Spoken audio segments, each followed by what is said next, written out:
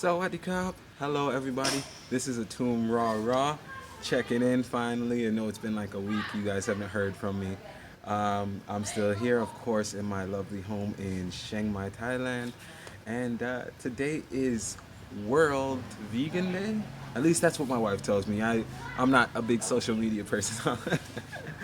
But because it is World Vegan Day, I wanted to talk about a little bit more of veganism, my personal journey, ways that you can kind of start transitioning into a more vegan friendly diet. Not so much, I promote veganism not from an ethical standpoint per se, even though I love the animals and I just believe everything in this planet actually carries the spirit of life and just love and energy. So ultimately, I don't want to see anything hurting. But for me, my transition to veganism was purely from a health standpoint. As you can see, this shirt I'm wearing right now, I've had this shirt for 3 years, and I used to fill this shirt out. It's huge. I think it's like an XL, double XL, whatever. And now it's it's become like my personal cape. Anyways, though, so to get to the message, I wanted to, like I said, I'm going to talk about my personal journey. So I've been vegan, strong vegan, like strict vegan for about 2 solid years. I'm going on 3 come March, I would say. And it started actually for me when I was living in the States. Of course, it's easy for me to say be vegan and eat more vegetables and whatnot now that I live here in Thailand. But ultimately, I started my processes in the States. It was not easy starting it in the States, and we did have a lot of times where you would kind of say fell off the wagon.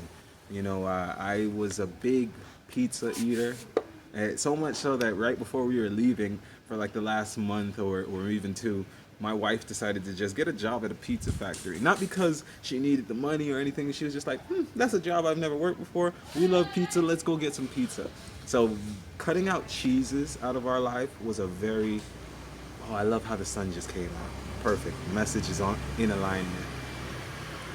Cutting out cheese out of our life was a very difficult thing, especially when we first moved, because we were still in that level of our body saying that, hey, I love cheese, so we still wanted pizzas and we still wanted those type of things in our life.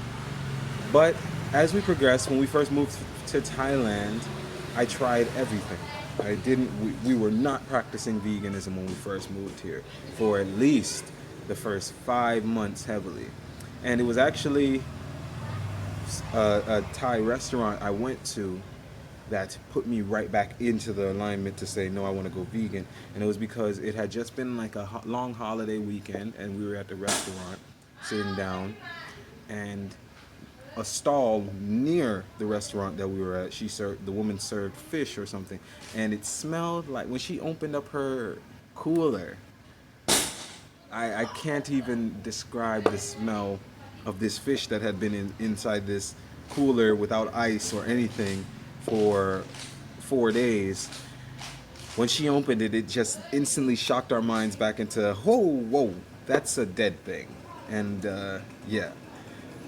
And when I say I don't want to preach about veganism to many people, because I ultimately, no one on this planet knows a proper diet for everybody. If they did, they'd be gajillionaires.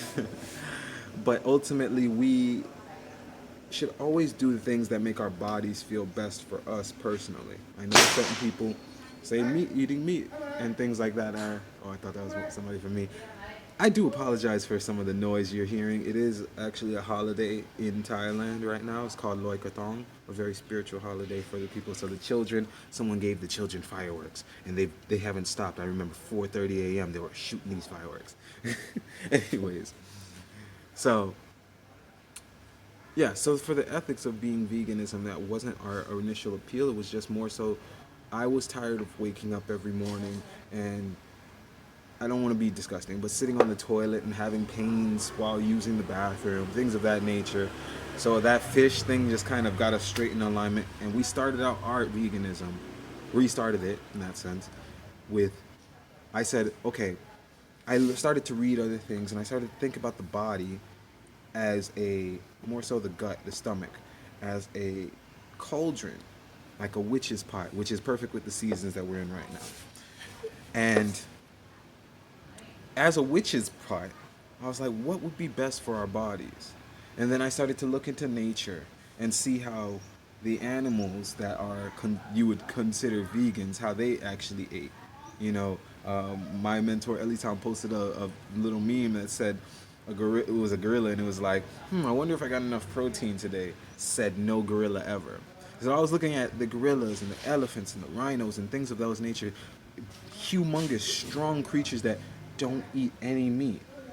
And you would never look at those creatures and be like, oh, you're deficient in this or any of those things. So, but like I said, this was for me personally. I was saying, okay, I want to try something new. At that time, I was 26, going on 26. And I just was like, all right, I've tried this other thing. And every year of my life, I was gaining weight. Was more and more depressed, and the more and more depressed you got, the more and more it seemed like I was leaning. It was a lot easier for me to do more negative things on myself. So drinking felt like nothing, and it was only a matter of time before that would become an addiction. Smoking, all of those things, my mind was now opening up to doing more so of those negative sides because of this one aspect of my life that I hadn't changed. I can't tell you the key to just waking up one day and saying, I have to change this for myself. Everybody has their own direction in that. But for me, it was purely, I got sick and tired of, I don't want to say that phrase, but I was so done with feeling pain. I had pains in my mouth, I had teeth issues, so many things. And this was all coming from just the way I was eating. And when I went vegan, to bring you back to what my diet had first consisted of, I was like, okay, I'm in Asia.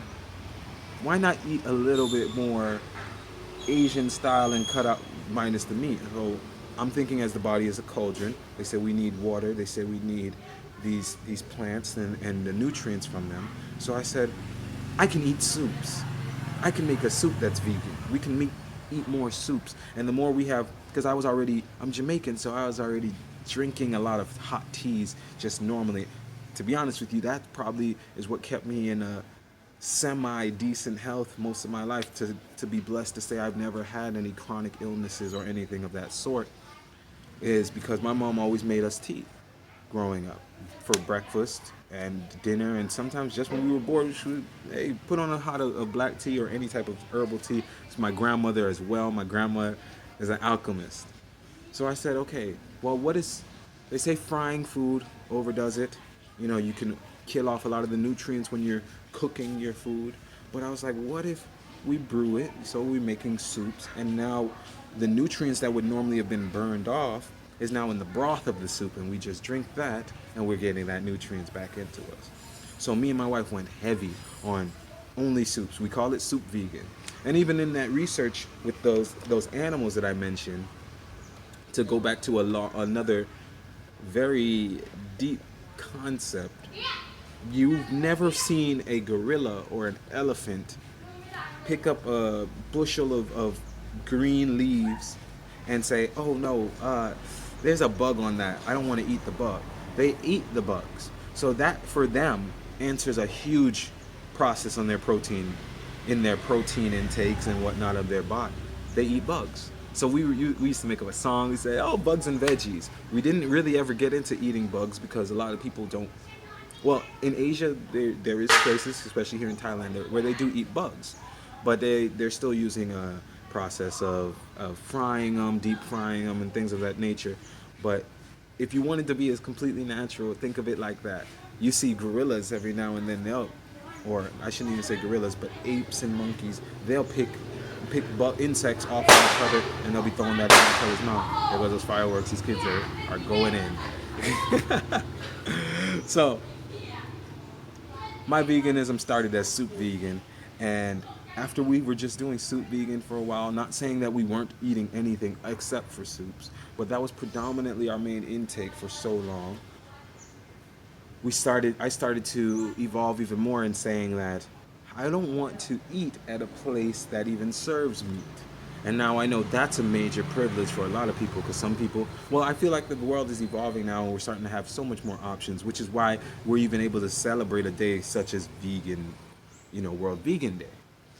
But I told my wife one day, and I was just like, I don't even want to eat at a place that serves meat, because if people start to get sick from the meat, one of my neighbors is down there, if people start to get sick from the meat, then I'd be so upset if I didn't eat the meat, but I got sick just because I was around it.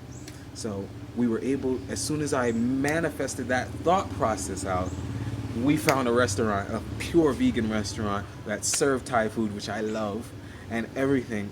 And she was pure vegan. Not to mention, she was a she her prior career before she opened this restaurant was that of a pharmacist. So this was an intellectual person who also could understand the medicines that the body needed. So sometimes I would go to my friend, her name's Kimi, she's amazing. If you live in Chiang Mai, Thailand, hit me up, because then I'll let you get in contact with her. But sometimes I'd go by her and she'll be like, oh, here, you need some of this because this gives you electrolytes. They're using big English words and stuff. But it was an amazing thing. So that happened for us about a year into this. And then from there, we moved a little bit further away from Pimi, but that was after eating with her for 8 months and being able to just evolve our mind state to the point that we didn't have to worry about anything of that nature. Like, meat couldn't entice us because we weren't sitting there smelling the meats or anymore. And a lot of things couldn't even entice us. So then, of course, it opened up more of my spiritual side. From the time that I moved here, I say it all the time, I was something like 240, 250 pounds. Right now, I'm sitting at a cool 180 pounds.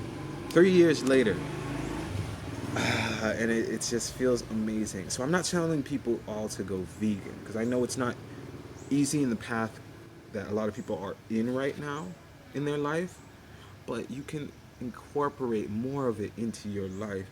It doesn't say, if you still believe that you need to eat 3 to 7 times a day, some people, including snacks, then okay, that's you. I can understand that thought process. I was probably once in that thought process as well. But does every meat need to have, or excuse me, does every meal need to have chicken on it or those things? Because I started to realize how much, when I started to lose weight and where I was losing the weight from, I realized how much of my body really was what I ate. I used to have a bigger chest and my thighs were huge because mostly my meat of choice was always chicken. I ate chicken with almost every single meal. So eventually, just like the hormones that are in those chickens that they want, oh, we all want chicken breasts and chicken thighs. Well, that's what my body started to look like. I started walking around looking like a little duck or a chicken, and it was crazy for me as a young man to look like that, sitting there waddling when I walk. But I'm not coming down on anybody, man. I'm just saying, maybe tomorrow or the day after, you say, okay, if I'm going to eat 2 meals today, maybe one of them doesn't need the meat on my plate or the cheese on my plate. It seems unfathomable until you start to fathom it. You understand? I remember when I first started, I first started saying I was going to be vegetarian, and that I used to look at veganism as a crazy person. Like, oh, that's extreme. I remember a time I even told myself that, oh, I wouldn't want to get a 6-pack because that's extreme. Now I'm sitting here every day in the mirror, I'm like, 6-pack's coming whether I want it or not.